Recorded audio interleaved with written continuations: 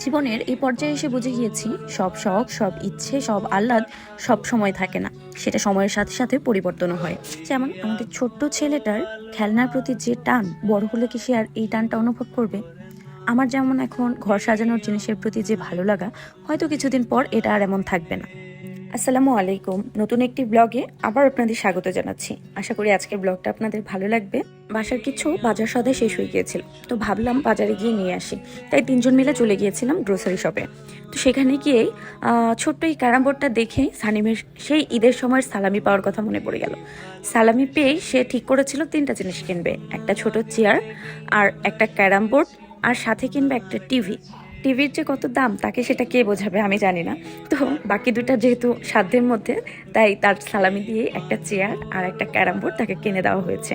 আর বলা হয়েছে কোনো একদিন টাকা পেলে আমরা আবার টিভিও কিনে নিব। বাসার জিনিসপত্র কেনার ফাঁকে ফাঁকে সুপার শপগুলোর মধ্যে তো ঘর সাজানোর বিভিন্ন জিনিস পাওয়া যায়।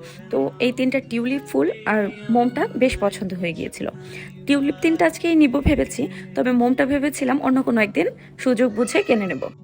কিন্তু সানিমের বাবা যখন বললো আজকেই নিয়ে নিতে, বিশ্বাস করবেন না, মনটা আনন্দে ভরে গিয়েছিল। আসলে ছোট ছোট খুশি মাঝে মাঝে নিজেকে অনেক বেশি আনন্দ দেয়, তো সেরকম অনেক বেশি আনন্দ পেয়ে গিয়েছিলাম।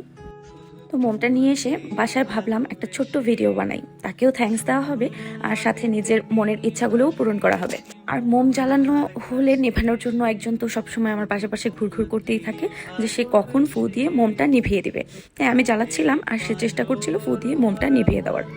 তাকে যখন বললাম মোমটা নিভানো দরকার নেই, তখন সে আমাকে বলল মোম নিভালে অনেক সুন্দর লাগে, তারাও নিভিয়ে তোমাকে দেখাচ্ছি।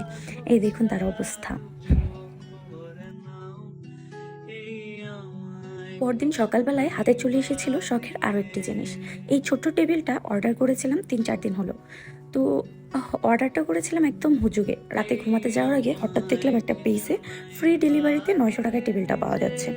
তো এইরকম একটা ছোট টেবিল কেনার শখ অনেক দিনের ছিল, যে টুকটাক বারান্দায় কিংবা ছাদে বা কখনো যদি প্রয়োজন হয় সোফার সাইডে বা বেড সাইড টেবিল হিসেবেও ব্যবহার করতে পারবো।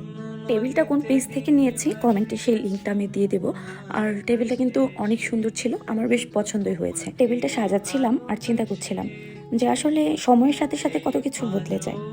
এখন যেটা খুব পছন্দের একটা জিনিস, কিছুদিন পর সেটা আর তেমন গুরুত্বপূর্ণই মনে হবে না। মনে হবে এই জিনিসটা পছন্দ করার মতো কি আছে। তাই যখন যেটা পছন্দ হচ্ছে, যদি সাধ্যের মধ্যে হয়, আমি একটু কিনে ফেলার চেষ্টা করছি। নিজের মনকে শান্তিতে রাখার চেয়ে আর বড় কি হতে পারে বলুন। তাই নিজেকে সময় দিচ্ছি, নিজের পছন্দের কাজগুলো করছি, আর সাথে যেই জিনিসগুলো টুকটাক কিনতে ইচ্ছে করছে তখনই কিনে ফেলছি। কারণ পরের জন্য আসলে তুলে রাখা যায় না। হয়েছে কয়েকদিন আগে একটা রিলস খুব ভাইরাল হলো না, যে পরে পরে বলতে কিছু হয় না, পরে সময় ফুরিয়ে যায়। দুপুরের পরে বারান্দায় বসে 1 কাপ চা খাচ্ছিলাম আর দেখছিলাম বাইরের দিকটা একদম অন্ধকার হয়ে আসছে, মানে যে কোনো সময় বৃষ্টি নেমে যাবে। আর ছাদে আমার গাছের ফুলগুলো ফুটেছে, এগুলো এখন বৃষ্টির পানি পেলে একদম নষ্ট হয়ে যাবে। তাই দ্রুত গিয়ে তাদের বারান্দায় নিয়ে চলে আসলাম। এই দেখুন কি ঝুম বৃষ্টি হচ্ছে। ইদানিং এত বেশি বৃষ্টি হচ্ছে আর এত জোরে হয় কি বলবো। তো বৃষ্টি দেখছিলাম, ছেলে আবদার করলো সে ভিজতে যাবে। ছেলের বাবা আগে থেকেই ছাদে ভিজতেছিল, তাই তাকে ছাতা মাথায় পাঠিয়ে দিয়েছে একটু ভেজার জন্য। এই যে ছোট্টবেলায় আমরা কত আবদার করতাম একটু বৃষ্টিতে ভেজার জন্য, আর মা বাবা সারাক্ষণ বলতো ঠান্ডা লেগে যাবে, ভিজতে হবে না। তো ছেলের বেলায় আমারও বলতে ইচ্ছে করে ঠান্ডা লেগে যাবে, ভিজতে হবে না। আবার নিজেকে বোঝাই যে না, এখন একটু এনজয় করতে চাচ্ছে করুক, সব কিছুতেই আর বাধা দেব না। তো বিকেলের আয়োজন ছিল একটু দই ফুচকা। দই ফুচকাটা খেতে আমাদের বেশ ভালো লাগে। আগে বাসার পাশে ডুয়েটে খুব ভালো দই ফুচকাটা পাওয়া যেত, কিন্তু এখন সেখানেও আর ফুচকাওয়ালা মামারা ভালো দই ফুচকা বানায় না। তাই চেষ্টা করি বাসায় একটু মজা করে দই ফুচকাটা খাবার।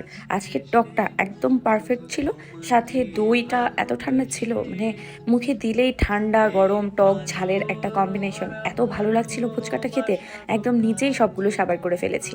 তারপরে ছেলের বাবা যখন খেতে বসেছে, তাকে আবার নতুন করে ফুচকা ভেজে দেওয়া হয়েছে। তো একটা ফুচকা রেডি করে আপনাদের দেখাচ্ছিলাম। তো দেখানোর এক ফাঁকে কি হয়েছে জানেন, পুরো ফুচকাটাই টেবিলের উপর পড়ে গেছে। মানে এত বেশি রাগ হচ্ছিল তখন নিজের উপর, কি বলবো। মাঝে মাঝে আমার দ্বারা এরকম অনেক অকারেন্স হয়ে যায়, আমি বুঝতেই পারি না কেন কখন কিভাবে যে হবে। যাই হোক, আজ এ পর্যন্তই। ব্লগটি কেমন লাগলো জানাতে কিন্তু ভুল করবেন না। আল্লাহ হাফিজ, নেক্সট ব্লগে আবার কথা হবে।